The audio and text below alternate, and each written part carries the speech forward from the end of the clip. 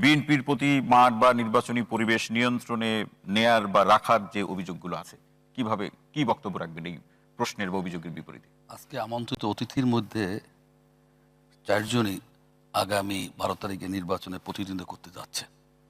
একজন এখনো অনুপস্থিত, শামীম পাটোয়ারি। হ্যাঁ, আমি আর মাসুদ কামাল ভাই।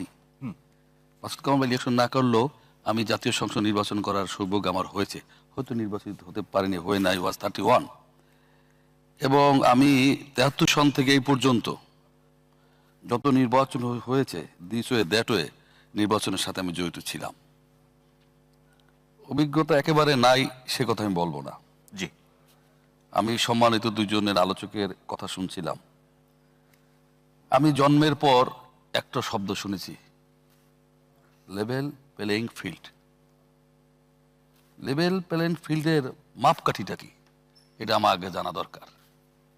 মাপকাঠি নির্বাচনে সকল আমি আসি সেখানে। এটা একটা আপেক্ষিক শব্দ, এক কথায় সংজ্ঞায়িত আপনি করতে পারবেন না। যেমন বিএনপির ভারপ্রাপ্ত চেয়ারম্যান এখন তারেক রহমান, তিনি জিয়াউর রহমান আর তার মার কবর জিয়ারত করতে যাবেন। তিনি বললেন কোনো লোক সেখানে সমাগম হবে না, দলীয় কোনো নেতা কর্মী সেখানে উপস্থিত হয় নাই, কিন্তু হাজার হাজার সাধারণ জনগণ ওখানে গিয়েছে।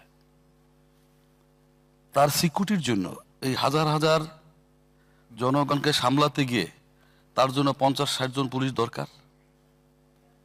পক্ষান্তরে আমি শ্রদ্ধা রেখে বলি, জামাতের আমির মহোদয় যদি কোথাও যান, 100-150 লোক হইলে তার 5 জন পুলিশ দিলেই সম্ভব। এখানে আপনি এটাকে কিভাবে মূল্যায়ন করবেন? হাদির ঘটনাটা আপনি দেখেন, নির্বাচন কার্যক্রম পরিচালনা করতে গিয়ে তিনি কিন্তু তার এই দুর্ঘটনা শাহাদাত হয়েছেন। নিরাপত্তার দরকার। এখন এটাকে আপনার বাস্তবতার নিরিখে আপনার মেনে নিতেই হবে। না, বাস্তবতার নিরীক্ষেটা কি মাসুক ভাই, যে বড় দলের সবকিছুতে একটা নিয়ন্ত্রণ থাকবে, তারা যেভাবে বলবে এটাই কি বাস্তবতা? মানে লেভেল প্লেইং ফিল্ডের ডেফিনিশন বড় দল হিসেবে নির্দিষ্ট ডেফিনিশন আপনি করতে পারবেন না, বাস্তবতার নিরিখে বাধ্য হবে। আমি আপনাকে বলি, যেমন আপনার উনি উত্তর অঞ্চলে 11 তারিখ থেকে কয়েকদিনের জন্য যাবেন। জি, 4 দিনের জন্য সফর। 4 দিনের জন্য যাবেন। সেখানে যে লোক সমাগম হবে সেটাকে কন্ট্রোল করতে গিয়ে আপনার সিকিউরিটির প্রয়োজন আছে না? হাদির ঘটনার পর কি আপনি নড়েচড়ে বসবেন না? তারপরও তো উনি দেশে আসার আগে উদ্বেগ উৎকণ্ঠা প্রকাশ করে নাই। সেখানে তো সিকিউরিটি দরকার, তার জন্য পুলিশ বেশি দরকার। এটার সাথে লেভেল প্লেইং ফিল্ডের কোনো সম্পর্ক নাই। আসেন না আপনার এই যে প্রশাসন বলেন, নিরপেক্ষর কথাটা যে বলেন বারবার, 15 বছর এই 15.5 ফেসিস্টা বলে প্রশাসন একটা দলীয় দাসত্বে পরিণত হয়েছে। এখনো তো একই ধরনের অভিযোগ। আসি এখনো তো আমি আসতে দেন আমাকে। সেখান থেকে আপনি এই 15 মাসে এর থেকে একেবারে আপনি ইউটার্ন করতে পারবেন, নট দ্যাট এদেশে পসিবল নয়। প্রশাসন 2-1 জন যদি প্রশাসন করে থাকে, সে তার নিজের কারণে করেছে, দলীয় কারণ, নিজের কারণে।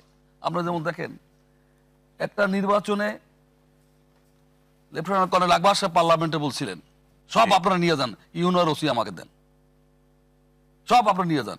আমি তো ইলেকশন একটা ইউনার ওসি সচিব কোনো কাজে লাগেন না। নজিবুল করিম সরাসরি সচিব কোনো ক্ষমতা নাই ইলেকশনের দিন। আর একটা ক্ষমতা আছে ইলেকশনের দিন, ওনারা ইলেকশন করবে বলে দিই আমি, সর্বময় ক্ষমতা, প্রিজাইডিং অফিসার আর পুলিং এজেন্ট।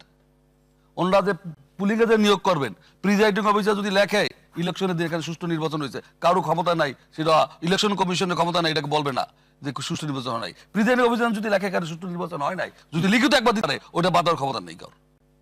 পুলিং এজেন্ট যদি দাঁড়াইয়া বলে, জসিমউদ্দিন সরকারের পুলিং এজেন্ট দাঁড়াই বলে এখানে নির্বাচন হয় নাই, বন্ধ করে, এটা জাল ভোট, সেটা বাধ্য তার সেই গাছ পাশালা পুলিশ থাকতে হবে, যেটা আমাদের দোষ আমি দেখছি যেটা অনুপস্থিত।